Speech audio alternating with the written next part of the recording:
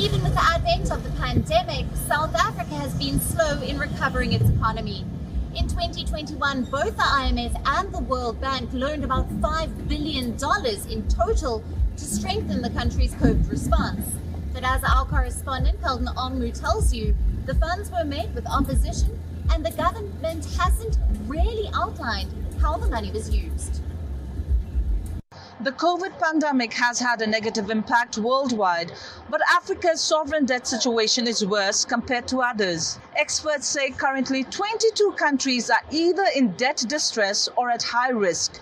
This means that various governments in Africa are struggling to pay the debts that they incurred on behalf of their states.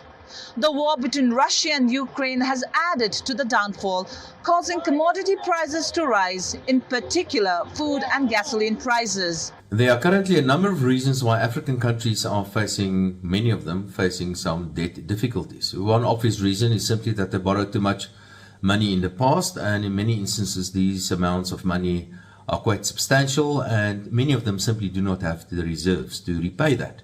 Another reason has to do with the US dollar itself. And of course, the US dollar has been getting stronger in the recent weeks, in the recent months. And the reason for that has to do with the Americans increasing interest rates, as an example. In South Africa, the finance minister earlier this year announced the debt burden remains a serious concern.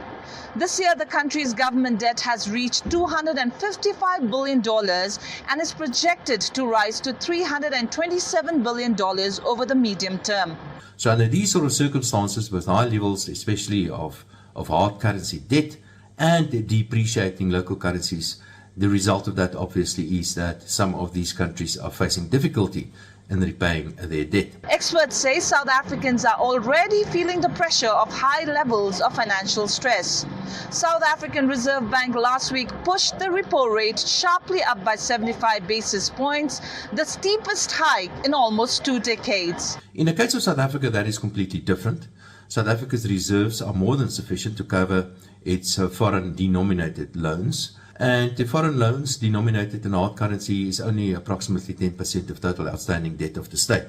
So although many emerging currencies are currently facing debt issues, that is certainly not the case with South Africa. Higher than expected inflation, tightening global financial conditions, alongside currency depreciation, high food and fuel prices are some of the reasons for the increase in repo rate to 5.5%. This is Kalden Ongmu in Johannesburg, South Africa.